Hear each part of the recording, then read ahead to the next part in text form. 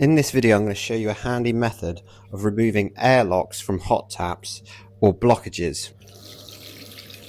If you find these videos useful, please like them and subscribe to the channel. It all helps me continue to make these videos. So this was a low pressure system which was fed off the tanks in the loft. It's always risky turning off these isolation valves, but I thought I'd give it a try.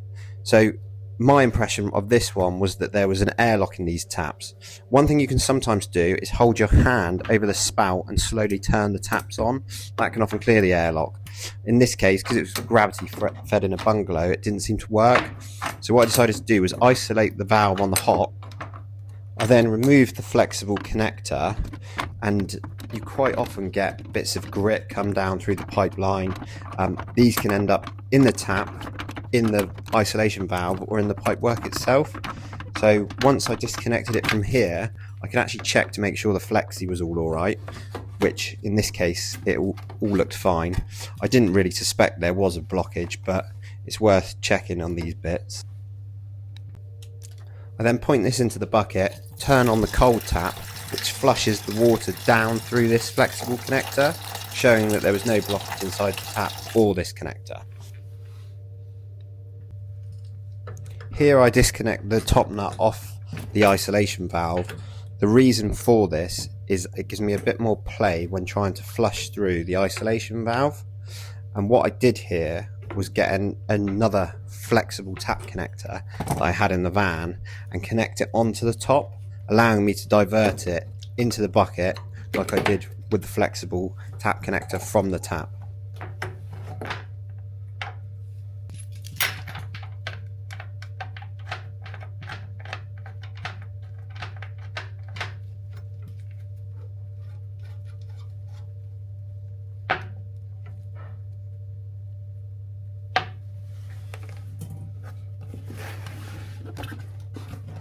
Now you'll see that where I turn the isolation valve on, the water will gurgle through, and any blockage or sediment that could be sat in the valve here will also flush through now. You can just about hear it come through. So it took a few seconds, but it gurgled through. So there's a lot less restriction than when it's connected to the tap. And the water's now free flowing. Any sediment would be washed out, or any air drawn out quite easily here. If you've got a mains cold tap and a hot tank fed tap, it's always much easier to just put your hand over the spout, turn the hot tap on fully, and then slowly open the cold, especially with a mixer tap, obviously this works, and then it will blast the air back down the hot pipe. Obviously if there's a blockage, that's no good.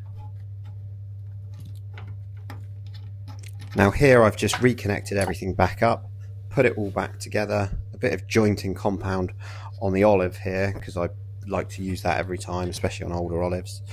Wind it onto the flexi first because it's a lot tighter up behind the trap. These don't need to be done up too tight as they have got rubber washers, so a little bit more than hand tight's ideal. I got the spanner in here just because of the access with the waste pipe.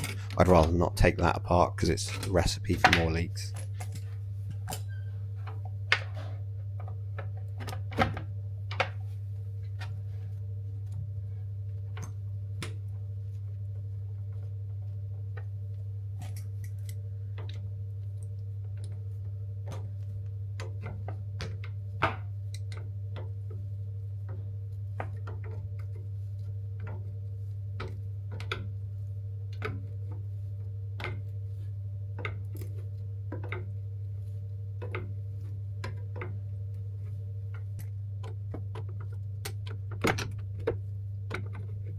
Always be aware when isolating the water.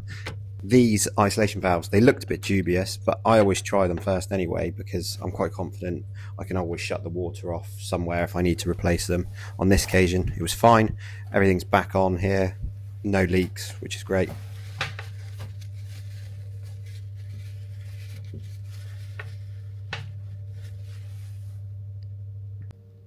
Then you've got a perfectly working hot tap, no more problems. This probably took me all of 10 minutes to do. Very straightforward little job. Easy when you know what you're doing.